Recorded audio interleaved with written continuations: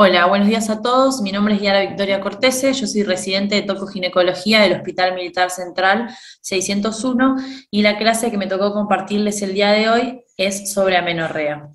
Amenorrea es un tema dificultoso porque requiere el conocimiento de distintas patologías, de clasificaciones, de distintos tratamientos y es un tema muy frecuente en la consulta que todo tocoginecólogo y todo médico en general debe manejar.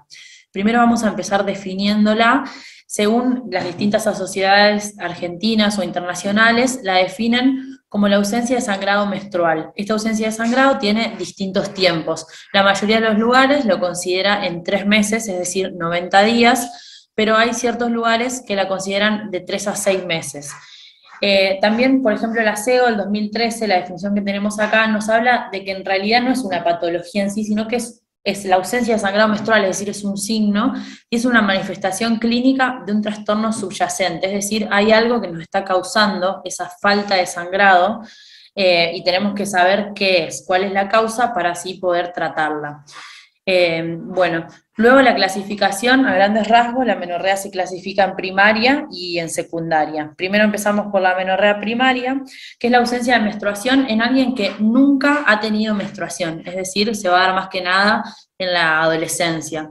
Y acá lo importante es saber si la paciente tiene o no caracteres sexuales secundarios presentes o ausentes. Es decir, si la paciente tiene ausencia de menstruación a los 16 años, en caso de que los caracteres estén presentes, que quiere decir que ya hay un inicio hormonal que nos está dando todo lo que es el aumento mamario, la pubarca, la telarca, etcétera, y que en algún momento va a llegar esa menstruación, pero en caso de que no haya caracteres sexuales secundarios, ya a los 14 años podemos diagnosticar esa amenorrea primaria. Las principales causas de esta son el 60% anomalías genéticas, que por ahí es lo menos frecuente de ver en consultorio día a día, entonces son dificultosas para estudiarlas y para pensarlas, y el 40% en trastornos endocrinológicos, es decir, una alteración hormonal en la paciente. Y las secundarias, por otro lado, es la ausencia de menstruación en una paciente que ya ha tenido alguna vez su primera menstruación. Y esta ausencia va a estar mayor o igual a 6 meses, en la mayoría de las sociedades lo consideran así, y otros entre 3 y 6 meses, como decíamos antes. La principal causa de las amenorreas secundarias es por lejos la gestación, es decir, la típica paciente que llega al consultorio porque tiene lo que ellas lo refieren como un atraso, ausencia de menstruación de distintas semanas. Y bueno, cuando hacemos un test de embarazo, una beta-HCG cuántico cualitativa, vemos que es una paciente embarazada, que por eso no está menstruando. Y la segunda causa en frecuencia es el SOP, el síndrome ovario poliquístico, que más adelante vamos a hablar, pero a grandes rasgos es un síndrome donde predomina la LH, es la hormona que hace una hiperestimulación de la teca y hay aumento de andrógenos. Entonces la paciente va a tener clínica específica, va a tener una imagen ovárica específica, como su nombre lo indica, poliquístico, pero bueno, más adelante lo vamos a hablar, y va a tener, bueno, la oligoamenorrea o la amenorrea, puede haber esterilidad, etc. Acá les puse para hacer un refresh mental de todo lo que es el eje hipotálamo hipófiso gonadal, que va a ser el lugar en los distintos estadios donde va a haber un problema donde nos va a dar esa amenorrea. Tenemos el hipotálamo que va a liberar la GnRH, la glándula pituitaria, que le decimos hipófisis, que en el lóbulo anterior va a liberar la LH y la FSH, y después las gónadas, tanto femeninas como masculinas, que van a dar sus hormonas sexuales. Nosotros vamos a centrar en el ovario, que va a dar el estrógeno y la progesterona. Entonces, según en qué lugar de estos estadios esté el problema, se puede clasificar a las amenorreas en sus distintas causas, como una amenorrea de causa central, si el problema está más arriba en el hipotálamo, sea en el eje hipófiso hipotalámico, o secundaria la hiperprolactinemia por un aumento de secreción de prolactina, o puede ser una amenorrea de causa gonadal, directamente en el ovario está el problema, que ahí entraría el síndrome ovario poliquístico que estábamos nombrando antes, o un fallo ovárico, que el ovario precozmente deje de funcionar liberando las hormonas que debería. O puede ser una amenorrea directamente de causa genital, donde el problema resida en los genitales inferiores, es decir, en útero y vagina, y todo el eje para arriba esté bien, pero haya un inconveniente en el útero y la vagina que no esté dejando que esa menstruación se produzca. Acá tenemos un cuadro donde se encuentran todas las etiologías de amenorrea primaria, que ahora las vamos a ir desarrollando, clasificadas por dónde está la causa también. Es, por ejemplo, las causas uterinas, una agenesia mulleriana, un síndrome de Rokitansky, que ya lo vamos a hablar, donde hay ausencia de útero y de vagina, un himen imperforado, que es una paciente que al examen físico de genitales externos vemos que el himen no está perforado y por eso la sangre no puede salir al exterior y se produce la amenorrea de causa primaria, esa paciente nunca menstruó todavía. El síndrome de Morris o feminización testicular, que también más adelante lo vamos a desarrollar, las causas ováricas, el SOP, que lo vamos a seguir repitiendo porque es una patología muy importante y muy frecuente, el fallo ovárico prematuro, que puede estar en contexto de un síndrome de Turner o de una digenesia gonadal, que más adelante también vamos a ver fotos del mismo, y causas hipotálamo-hipofisarias, que hay que pensarlas, que producen un hipogonadismo hipogonadotropo, donde la paciente puede ser una paciente que tenga pérdida de peso, tanto por anorexia o por deporte intenso, retraso constitucional, hiperprolactinemia, hipopituitarismo, o que tenga un problema más anatómico en el lugar, un glioma, un germinoma, un quiste, o sea, algún tumor que esté comprimiendo y esté causando la alteración en las secreciones de hormonas, o una paciente que haya tenido algún tratamiento con radioterapia, que esto por ahí es más raro, o alguna cirugía craneal y que por eso se haya alterado la anatomía y la secreción hormonal. Y las causas sistémicas son las típicas enfermedades crónicas, una paciente con diabetes, cardiópata, con enfermedad intestinal inflamatoria, que secundariamente nos dan este signo que es la amenorrea. Este es un cuadro donde están todas las etiologías secundarias, lo mismo, algunas ya las estuvimos hablando, por ejemplo, el síndrome de Asherman es un síndrome donde hay adherencias a nivel uterino, entonces no deja que el endometrio que prolifera pueda expulsarse y dar la amenorrea, una estenosis a nivel cervical, es decir, el cuello uterino que esté estenosado, cerrado, una tuberculosis genital o una endometritis, lo mismo, una inflamación a nivel de endometrio de distintas causas que no producen el sangrado. Causas ováricas, que ya nombramos el SOP, lo vamos a seguir repitiendo, si se dan cuenta está tanto en causas de amenorrea primaria como en secundaria. Después, bueno, lo mismo las hipotalámicas y las hipofisarias, que también ya las estuvimos nombrando, la mayoría de ellas. Acá siguen las etiologías de amenorrea secundarias, lupus, trastornos endocrinos como Cushing, patologías de la tiroides o drogas que esté tomando la paciente. Todas estas cosas las vamos a tener que tener en cuenta, como se darán ideas, son un montón de tópicos que tenemos que tener muy presentes tanto en la anamnesis como en el examen físico de la paciente. Si nosotros no conocemos todas estas causas, nos va a ser muy difícil ir a buscarlas. Acá tenemos un diagnóstico diferencial centrándonos ahora en las causas de amenorreas primarias, que son estos síndromes que son un poco más raros de ver en consultorio, pero que son muy característicos, y les puse este cuadro comparativo porque nos sirve bien para diferenciar cuáles son las cosas que no tienen en común estos síndromes. Todos estos síndromes, aunque sea difícil, es importante prestar atención en el cariotipo, porque esto es lo que nos va a dar el diagnóstico definitivo. A la paciente siempre, clínicamente podemos tener una sospecha, pero el cariotipo es lo que le termina de poner el sello a la patología. Si se dan cuenta, tenemos primero en la primera columna el síndrome de Rokitansky, en la segunda el síndrome de Morris y en el tercero la digenesia gonadal. Las tres tienen un fenotipo femenino, es decir, vamos a ver a una mujer entrando en el consultorio. Los dos primeros tienen desarrollo mamario positivo y el último más o menos. Lo mismo el pelo púbico, el primer síndrome sí lo va a tener, y esta por ahí es la parte como más característica, la de las gónadas, que es como la que más es la más interesante, que es que el Rokitansky, que se le dice así este síndrome, no va a tener vagina la paciente y tampoco va a tener útero. Esto lo vamos a poder ver en el examen físico, en las ecografías y en las resonancias magnéticas. Directamente no están desarrollados estos órganos. Pero la gónada sí, es decir, el ovario sí lo va a tener. En el Morris, la paciente va a tener testículos. Si ustedes se fijan abajo en el cariotipo, es un 46XY, por eso tiene testículos y por eso ese mismo testículo nos va a dar testosterona, que va a estar a nivel de lo mismo que un varón, la testosterona. Y eso obviamente nos va a ayudar en la clínica que vamos a ver. Y el estrógeno obviamente va a estar bajo, en el Rokitansky estaba normal porque el ovario está funcionando y lo está liberando. Y en la digenesia gonadal, que es el 46XY, la gónada es justamente digenésica, por eso le da el nombre a la patología. El útero sí lo tiene, testosterona va a estar baja, LH y FSH van a estar muy altas, en las dos síndromes anteriores estaban normales, y el estradiol también va a estar bajo, y es un 46XY. El Rokitansky se asocia a anomalías renales y esqueléticas, por eso van a ver que cuando hay sospecha en el consultorio, lo que se va a hacer es pedirle a la paciente siempre una ecografía renal, que esto también nos ayuda, como que nos suma un punto para ese diagnóstico. Bueno, acá vamos a hablar uno por uno los puntos claves. La digenesia gonadal, ¿qué es? Es el trastorno del desarrollo embrionario que impide la maduración completa de ese tejido gonadal en su diferenciación.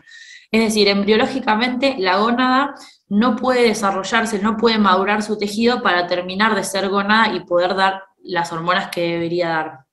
Si nosotros vemos los ovarios en la anatomía patológica y en la microscopía, no se ve la glándula, sino lo que se ve es una cintilla fibrosa. Al microscopio la imagen es de tejido fibroso, fibras conectivas, todo blanco. Y el ejemplo más común y el que por ahí más nos suena es el síndrome de Turner. También hay otro síndrome que es el síndrome de Swyer o la digenesia gonadal mixta. El síndrome de Turner, acá puse unas fotos para que vean, si se fijan en el medio de la imagen podemos ver arriba cómo está el útero con los ovarios normales y abajo en el Turner cómo el ovario directamente está fibrosado. A la derecha, si se fijan lo mismo, el ovario fibrosado y cuando lo ve la imagen a la anatomía patológica, todo fibrosis. La típica paciente con talla baja, con el pterygium coli, que son los pliegues que están paracervicales, fíjense el tórax también en escudo, obviamente va a tener la amenorrea, nos puede ser un motivo de consulta, retraso del desarrollo puberal, fíjense el tamaño de las mamas, la altura como dije antes, porque ahí también le falta hormona de crecimiento, y el cariotipo, que es la parte que está a la izquierda, que es muy importante, como dije antes, y fíjense que vienen todos los cromosomas en pares, y el último está solamente una X, ¿está? Por eso se dice que es un 45X0, le falta un par de cromosomas en la última parte. Acá tenemos el síndrome de Swyer, que fíjense, lo mismo, la talla es alta, el útero es pequeño, no tiene caracteres sexuales y hay ausencia de ovarios, y lo mismo con el cariotipo. Fíjense, en este síndrome lo que es muy característico y muy importante es no olvidarnos de hacer un gónado, o sea, que puede haber un gonadoblastoma o un digerminoma, es decir, que esa gónada puede desencadenar un tumor maligno. Entonces hay que hacer una gonadectomía precoz profiláctica, es decir, la gónada directamente sacarla.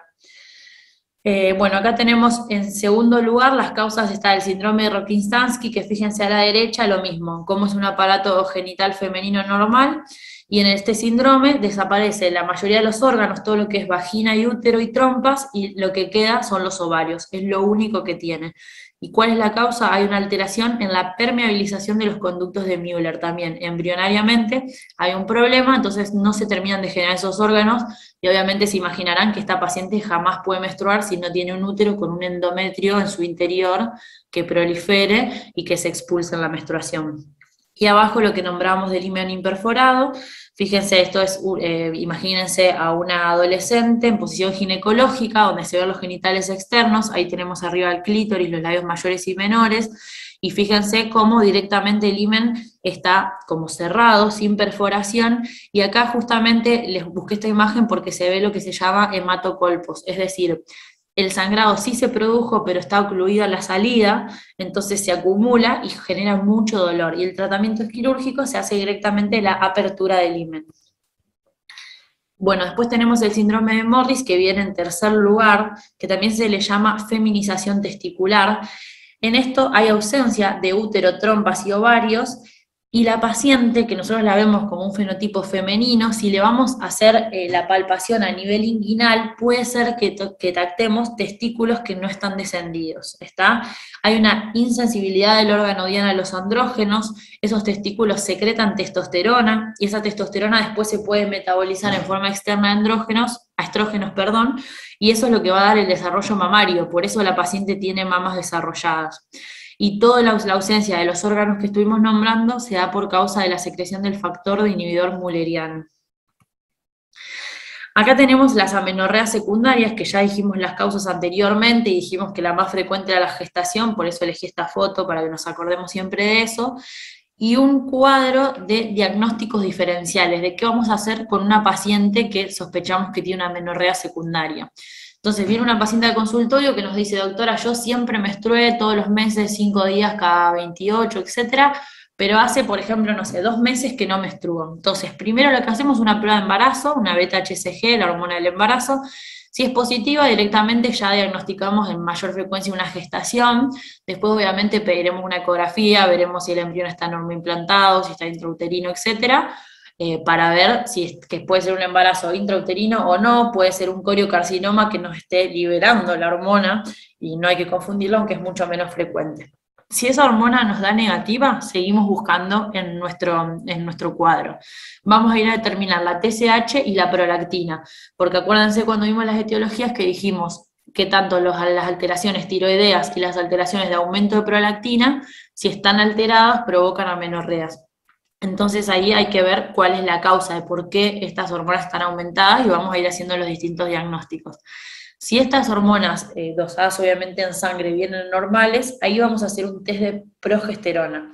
Le damos progesterona exógena a la paciente, es decir, ella la va a tomar, y si se aparece la menstruación, bueno, esa paciente es una paciente que obviamente le falta progesterona, porque si yo se la doy, produce su menstruación. Entonces, el principal diagnóstico es una anovulación por síndrome de ovario poliquístico, que no está pudiendo producir la ovulación y con eso después, bueno, obviamente su menstruación. Si no tiene regla, o sea, si no hay menstruación, ahí vamos a pasar a hacer un test de estrógenos y progesterona, es decir, la paciente le tengo que dar estrógenos para que primero prolifere el endometrio y después la progesterona. Si así todo yo le doy esas dos hormonas, y, o sea, si viene la menstruación, bueno, ahí puedo seguir y fijarme, medir FSH y LH y ver si están elevadas, que quiere decir que hay hormonas que están respondiendo a una alteración ovárica, por eso aumentan para tratar de estimular ese ovario que no me está respondiendo y vamos a ir a buscar la causa de ese órgano. En cambio, si yo doy estrógeno y progesterona y igual la paciente sigue sin menstruar, lo primero que tengo que pensar es que hay una alteración a nivel genital, que son estas que estuvimos nombrando antes, un síndrome de Asherman que esté adherido, una estenosis cervical, un problema en la vagina, algo de que no puede terminar de salir la menstruación. Y si la FSH y la LH, por el contrario, están bajas, ahí me voy a ir a buscar la causa más arriba, las hipotálamo hipofisarias. Es decir, tengo que hacer un test de GNRH y ver si cuando yo doy esta hormona se eleva o no se eleva la FSH, es decir, si responde o no. Si sí responde, tengo que pensar que el problema está en el hipotálamo, que no me está liberando la GNRH, por eso cuando yo se la doy, sí me responde la hipófisis y en consecuencia el ovario. Entonces las alteraciones hipotalámicas más frecuentes pueden ser estrés, puede ser un tumor, pueden ser, hay muchas alteraciones funcionales que ya las vamos a ver más adelante. Y si no se eleva, directamente tengo que pensar que el problema está en la hipófisis, que yo, aunque yo le dé GNRH, que es la hormona que le produciría el hipotálamo, acuérdense de la imagen que pusimos al principio de la clase, si no responde es que el problema está en la hipófisis, por ejemplo, con un adenoma, un tumor hipofisario. Acá un poco de imágenes para que vayamos poniendo tanta información un poco con memoria visual. Fíjense, las amenorreas secundarias, lo que dijimos, amenorrea por pérdida de peso, que sería la imagen del medio, la paciente anoréxica, nerviosa.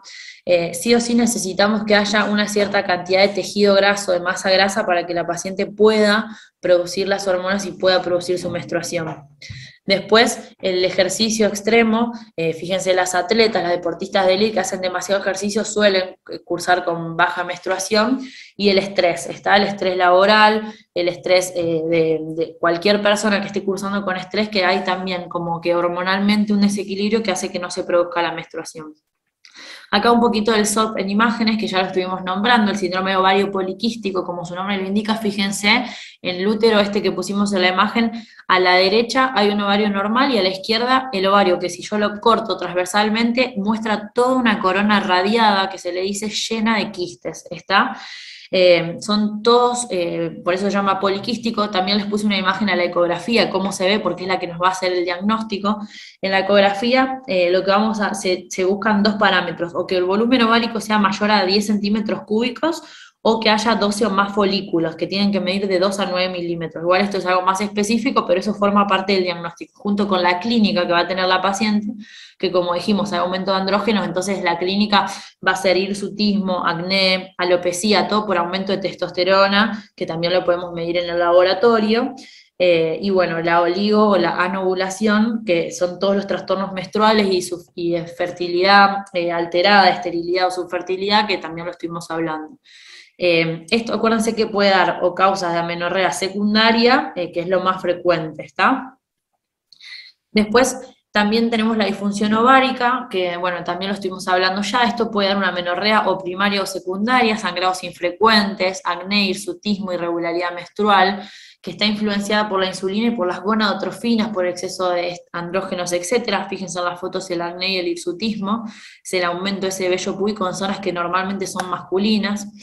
La falla ovárica precoz, que si se fijan acá a la derecha en la imagen, miren lo que es un ovario normal con todo su ciclo que hace el folículo para ovular y cómo es un ovario sin funcionamiento, está fallando antes de tiempo y que hay que tener mucho cuidado porque esa paciente no va a tener estrógenos y ese hipoestronismo le va a generar muchas secuelas a nivel físico, psíquico. Acuérdense que el estrógeno sirve para todo lo que es la formación de hueso, o sea, como que no es solamente para las cosas que normalmente vemos en ginecología.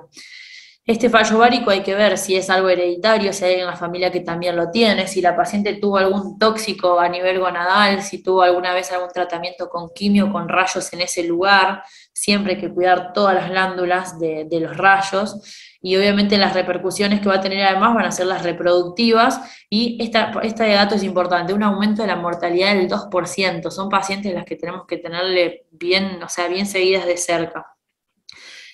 Luego, la menorrea, fíjense, ¿cómo vamos a evaluarla? Vamos a, primero la anamnesis, preguntar todas las cosas que nos pueden ir guiando a lo que fuimos hablando, cuánto tiempo hace que no tiene menorrea, si alguna vez tuvo o no para clasificarla en primaria o secundaria, si hay algún síndrome en su familia, si ella tiene algún síndrome diagnosticado, nada, si inició relaciones sexuales o no, porque si es una menorrea secundaria y no inició relaciones sexuales, como que podemos ya buscar otra causa que no sea un embarazo. Bueno, la exploración física, todo lo que estuvimos diciendo, tanto a nivel ginecológico, que es lo que le sigue, como tacto ginecológico, que puede ser unidigital o bimanual, según si la paciente ya inició o no relaciones sexuales, porque acuérdense que estos trastornos muchos los vemos a nivel de la adolescencia y hay que tener precaución con todo lo que es el examen físico. También el hirsutismo, el acné, ver si la paciente tiene talla alta o baja, si tiene caracteres sexuales secundarios presentes o no. La ecografía ginecológica, que nos va a ayudar más que nada para saber en las amenorreas primarias si hay o no los órganos, depende de cada síndrome que estemos hablando. Y los estudios hormonales basales, que bueno, van a ser todas las hormonas que estuvimos diciendo, LH, FSH, testosterona, todos de TSH, prolactina, según en qué síndrome estemos pensando. Bueno, acá un poco lo que estuvimos diciendo de la anamnesis, ver la historia familiar, ver los antecedentes personales de mi paciente, su crecimiento y su estatura, si tiene alguna enfermedad crónica, si tiene alguna enfermedad del sistema nervioso central, que como dijimos van a dar las alteraciones hipotalámicas, si tuvo alguna cirugía previa, en qué lugar lo tuvo, en el abdomen, en la pelvis, en qué órgano lo tuvo, si está consumiendo algún fármaco. Si la paciente hizo quimio, rayos, si está con exceso de ejercicio, de bajo peso. Bueno, algunas de estas cosas ya estuvimos diciendo, la galactorrea, que es importante para la hiperprolactinemia, acuérdense que nos va a dar esa secreción láctea en las mamas, si la paciente está con algún estrés emocional, si tuvo o no relaciones sexuales, si está tomando anticonceptivos, si estuvo embarazada alguna vez o no, para ya pensar si eres una paciente fértil o no y cómo está su ciclo, etcétera. En el examen ginecológico, acá les puse lo que es una imagen del tacto, una imagen de una paciente en posición ginecológica, que es lo que nosotros vemos día a día, y los genitales externos, ¿está? Entonces nos vamos a fijar el himen, fíjense que acá hay un himen normal, perforado, que era a lo contrario de lo que estábamos viendo antes. Nos vamos a fijar el tamaño del clítoris, si hay clitoromegalia, porque eso nos hace pensar en hormonas que estén aumentadas o en todo lo que es fenotipos femeninos o masculinos, el nivel de estrógeno que tiene, que lo podemos ver a nivel de la mucosa vaginal, fijarnos si la paciente está la mucosa bien hidratada o no, o si hay una falta de estrógenos y esta mucosa no está húmeda o está como con un color distinto a lo normal, etcétera. Si son acordes a la edad de la paciente también. El tacto, que es lo que dijimos antes, unidigital o bimanual. Si ya tuvo relaciones sexuales, lo puedo hacer bimanual, que es como está en la foto. Entonces voy viendo el tamaño del útero, el cérvix, si hay o no útero. Por ejemplo, no lo va a tener en un síndrome de Rokitansky, como vimos antes. Y bueno, si la paciente también, hay que acordarse que podemos hacer una palpación uterina a nivel transrectal, que en esta foto se puede ver, pero eso es algo que normalmente mucho no hacemos. Acá las hormonas que medimos, FSH, LH, estradiol, prolactina, TSH, T4. Si sospecho que hay un hiperandrogenismo, voy a agregar testosterona, testosterona total, libre, y la 17-OH progesterona. Las testosteronas libres, si sospecho una patología tumoral ovárica. Después también, acuérdense, por ejemplo, el SOP se caracteriza, siempre se asocia con síndrome metabólico, entonces también puedo pedir insulina, glucosa, si la paciente es obesa lo mismo, si tiene acantosis nígrica, diabetes, etcétera, y un perfil lipídico en el SOP para tratar si tiene hipercolesterolemia, si tiene triglicéridos aumentados y evitar todo lo que son las secuelas tardías de una aterosclerosis y de una paciente que puede complicarse en otros sistemas. Los exámenes complementarios, la ecografía ya estuvimos nombrando, puede ser transvaginal, transabdominal o transrectal. Fíjense a la derecha cómo se ve el útero de costado, el cuerpo uterino, el fondo, el endometrio y el cuello. Ver lo que dijimos siempre y lo volvemos a repetir, cada síndrome, si tiene o no los órganos que debería. En caso de que esté embarazada, también lo podemos ver en una ecografía. Un SOP también lo podemos ver y diagnosticar por ecografía, junto con otros, obviamente, criterios clínicos y bioquímicos que nos van a ayudar al diagnóstico. Vamos a ver los anexos, la resonancia magnética que está abajo, fíjense, una normal, también de costado, para que se fijen lo mismo, si tiene o no los órganos genitales. A nivel de los exámenes complementarios, la eco renal, que nombramos antes en el Rokitansky, porque está asociado a malformaciones renales, o si hay agenesia renal, esto es un poquito más específico ya. El cariotipo, que aunque nosotros no estamos muy acostumbrados en medicina a verlos o a tenerlos en el día a día, más que nada a nivel de cuando estamos estudiando, es muy importante. En la falla ovárica prematura lo vamos a ver, la X frágil también. La exploración bajo anestesia es cuando ya la paciente o tiene dolor o no podemos evaluarla, y bueno, se lleva a quirófano con anestesia para poder hacer un examen ginecológico más específico. Y este test de orientación diagnóstica, que es el que estuvimos viendo más que nada antes, de si yo le doy estrógeno o si le doy gestágeno, qué dosis le doy, esto para ir un poco más específico, y ver o no si la paciente responde o no, para imaginarnos en dónde está fallando su eje de que nos produce su menstruación. Bueno, esto es lo mismo. Y el manejo de la menorrea, esto ya estamos finalizando. ¿Cómo voy a manejar? Voy a manejar, primero tengo que hacer mi diagnóstico y ver cuál es la patología de la paciente para saber cómo la voy a tratar. Si el problema es que hay bajo estrógeno, bueno, voy a dar reemplazo estrogénico.